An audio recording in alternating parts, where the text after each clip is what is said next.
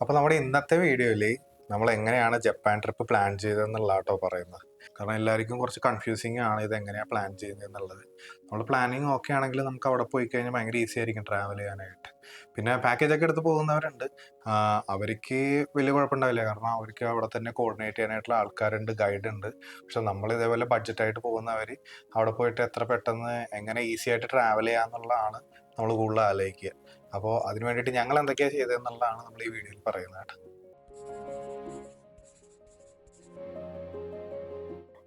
നമ്മൾ ഈ ഡിസ്കഷൻ അല്ലെങ്കിൽ ഈ ഒരു പ്ലാനിങ് സ്റ്റാർട്ടിങ് ചെയ്തത് ഒരു നവംബർ 2025 നവംബർ ഒക്കെ ആയപ്പോഴാണ് നമ്മൾ ഇതിനെക്കുറിച്ച് ആലോചിച്ചതും എവിടെയൊക്കെ പോകണം എന്നുള്ള സംഭവങ്ങളും അല്ലെങ്കിൽ ഏത് സമയത്ത് പോകണം എന്നുള്ള ഒരു ഡിസ്കഷനും സ്റ്റാർട്ട് ചെയ്തത്. അപ്പോൾ എനിക്ക് തോന്നുന്നു ഫെബ്രുവരിയിലാണ് നമ്മൾ 2026 ഫെബ്രുവരിയിൽ പോകാം എന്നുള്ളൊരു പ്ലാനായിരുന്നു. ഫെബ്രുവരി ലാസ്റ്റ് എന്നുവെച്ചാൽ വിൻ്റർ കഴിഞ്ഞിട്ടൊക്കെ ഉള്ള ഒരു സംഭവം.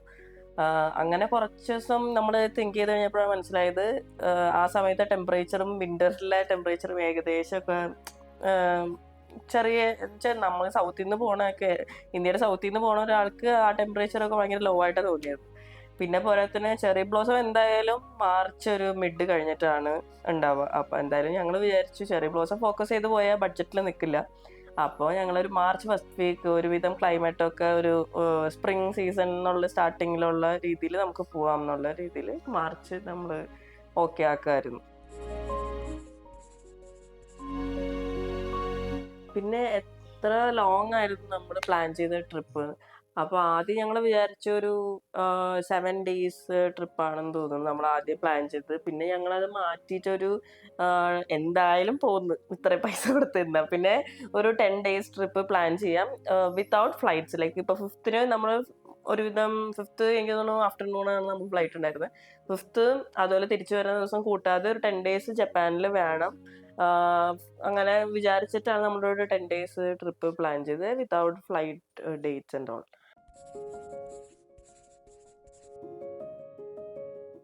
പിന്നെ ഏതൊക്കെ സിറ്റീസ് ആണ് നമ്മൾ കവർ ചെയ്തത്? ഇത് മിക്കവാറും എല്ലാവരും ചോദിക്കുന്ന ക്വസ്റ്റ്യനാണ്. ഈവൻ ഓഫീസിലായാലും നമ്മളെ ഫ്രണ്ട്സ് ആയാലും നിങ്ങളൊക്കെ എവിടേക്കാ പോയത്, ഏതൊക്കെ സിറ്റീസ് ആണ് പോയതെന്ന്.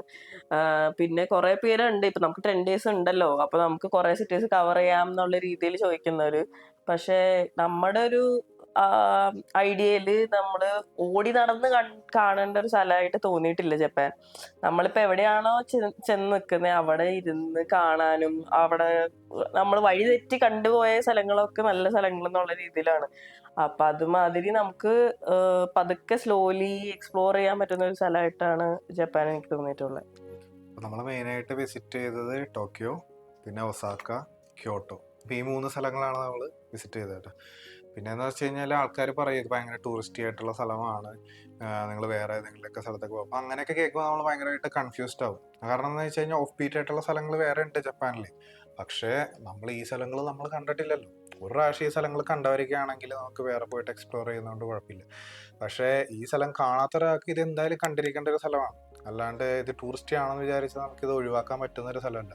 ടോക്കിയോ സിറ്റിയും അതുപോലെ തന്നെ ഒസാക്കയും ക്യോട്ടോ ഒക്കെ നമ്മൾ എന്തായാലും വിസിറ്റ് ചെയ്തിരിക്കേണ്ട സ്ഥലങ്ങളാണ്.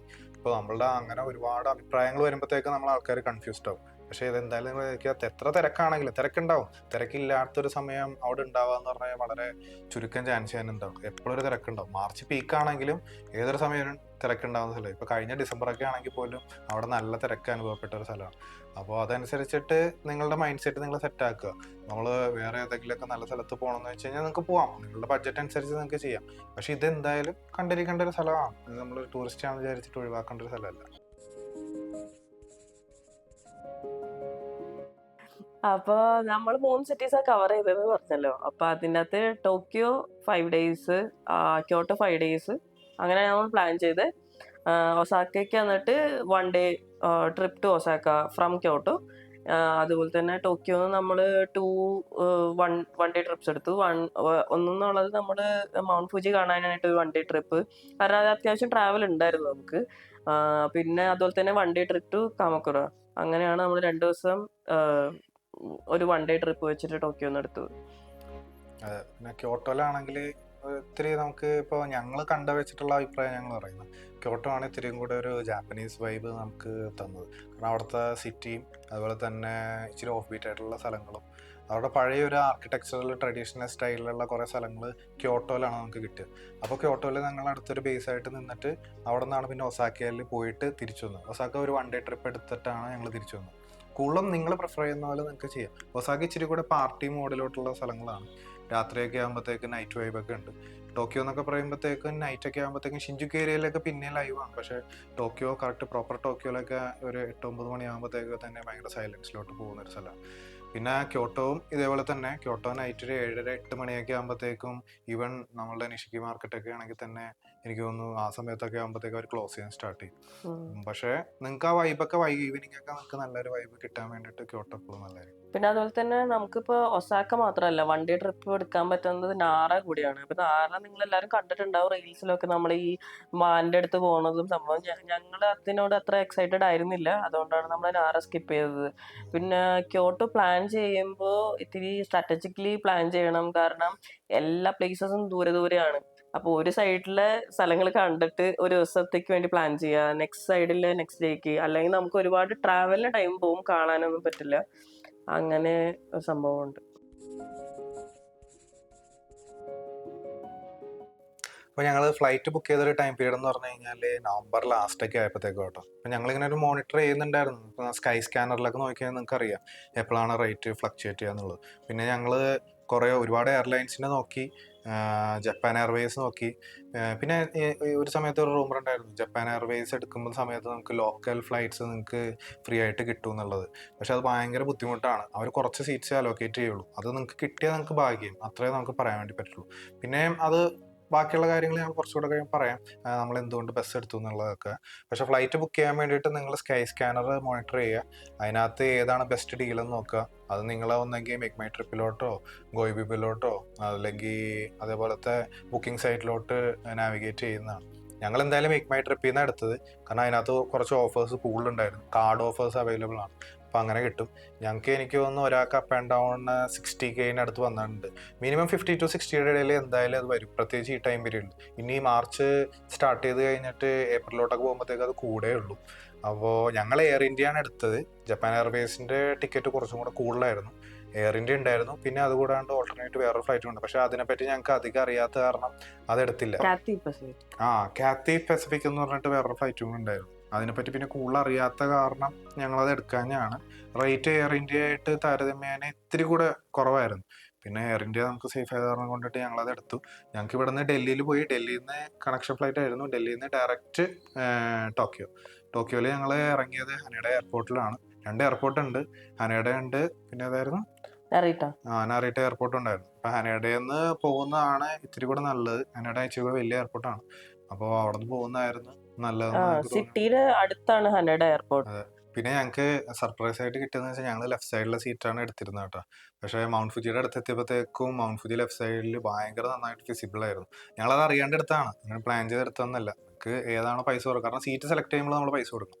അപ്പോൾ നിങ്ങളുടെ ബഡ്ജറ്റ് അനുസരിച്ച് നിങ്ങൾക്ക് ചെയ്യാം. ലെഫ്റ്റ് സൈഡിൽ എടുത്ത കാരണം ഞങ്ങൾക്ക് അങ്ങനെ ഒരു നല്ലൊരു വ്യൂ കിട്ടിയായിരുന്നു. പിന്നെ ഞങ്ങൾ Airbnb ബുക്ക് ചെയ്തു, ഹോട്ടലും ബുക്ക് ചെയ്തു.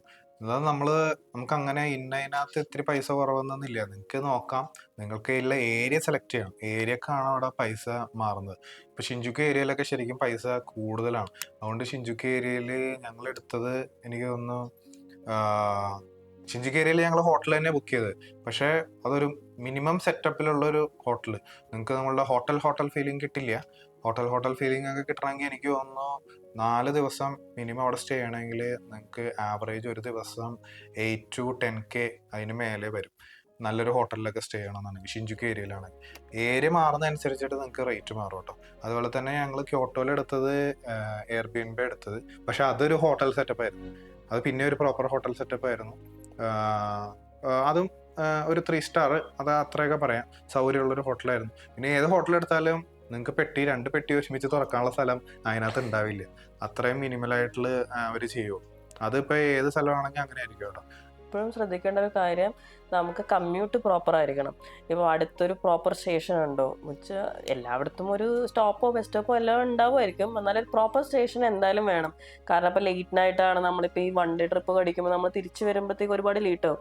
അപ്പോൾ നമുക്ക് അങ്ങോട്ട് എത്താൻ പറ്റുന്ന ഒരു സ്ഥലമായിരിക്കണം. എത്തിക്കഴിഞ്ഞാലും നമുക്ക് ജപ്പാൻ ഒരു സേഫ് പ്ലേസ് ആണ്, ബട്ട് എന്ന് വെച്ച് നമുക്ക് ഒരുപാട് ഇരുട്ടായിട്ട് നമ്മൾ നടക്കേണ്ട ഒരു അവസ്ഥയിലേക്കൊന്നും എത്തിക്കാൻ എന്നുവെച്ചാൽ കമ്മ്യൂട്ട് പ്രോപ്പർ ആയിരിക്കാൻ പറ്റുന്ന അടുത്തൊരു സ്റ്റേഷൻ അല്ലെങ്കിൽ ഒരു ബസ് സ്റ്റോപ്പ് നമ്മൾ കരുതിയിട്ട് വേണം നമ്മൾ ഹോട്ടലോ അല്ലെങ്കിൽ എയർബിഎൻബി ബുക്ക് ചെയ്യാൻ.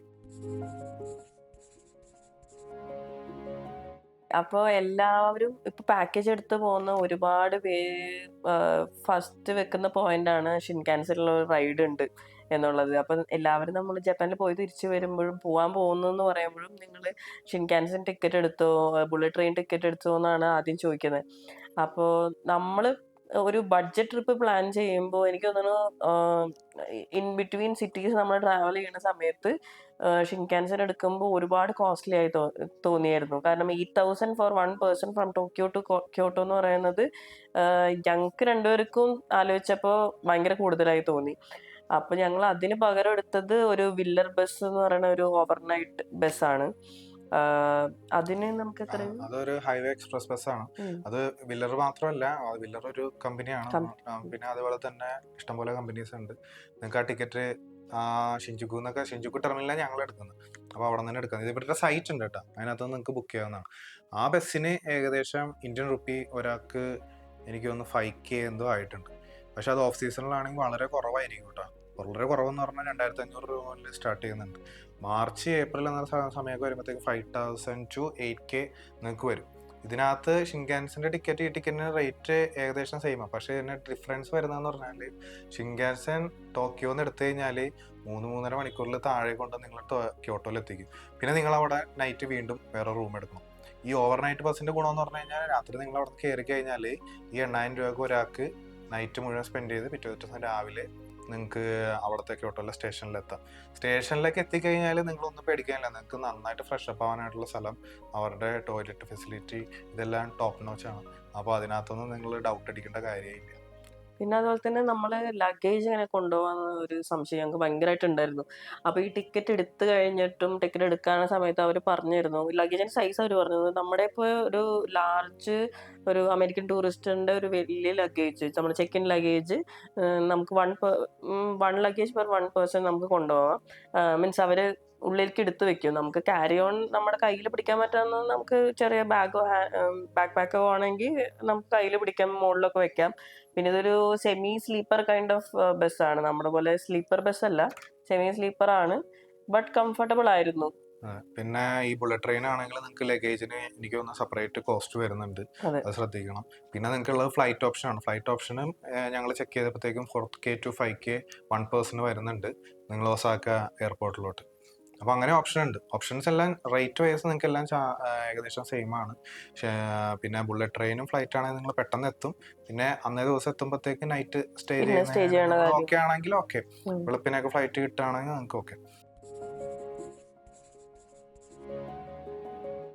അപ്പൊ നിങ്ങളുടെ ക്വസ്റ്റ്യൻ ഇതായിരിക്കും, നമ്മൾ ഇത്രയും പറഞ്ഞപ്പോൾ നിങ്ങൾ ഷിൻകാൻസെനിൽ പോയില്ലേ അല്ലെങ്കിൽ ബുള്ളറ്റ് ട്രെയിനിൽ പോയില്ലേ എന്ന്. അപ്പൊ ഞങ്ങൾ വിചാരിച്ചു ട്രെയിനിൽ പോവാം, പക്ഷെ ഇത്രയും സ്പെൻഡ് ചെയ്യണ്ടെന്ന്. അപ്പൊ ഞങ്ങൾ ക്യോട്ടോന്ന് ഞങ്ങൾ വൺ ഡേ ട്രിപ്പ് എടുത്തല്ലോ ഒസാക്ക. അപ്പൊ അന്നത്തെ ദിവസമാണ് ഞങ്ങൾ ഒരു ഷിൻകാൻസെൻ ടിക്കറ്റ് എടുത്തത്. ഞങ്ങൾ അത് നേരത്തെ ക്ലൂക്കേന്ന് എടുത്തു വെച്ചായിരുന്നു. ഈ ഒരു ടിക്കറ്റ് എനിക്ക് തോന്നുന്നു അത്ര പൈസ ആയില്ല, എനിക്ക് തോന്നുന്നു 1,200 ഒരു റേഞ്ചിലാണ് നമുക്ക് ആ ഒരു ടിക്കറ്റ് ഉണ്ടായിരുന്നത്. എന്നാണ് തോന്നുന്നു കേട്ടോ, 1,200 yen.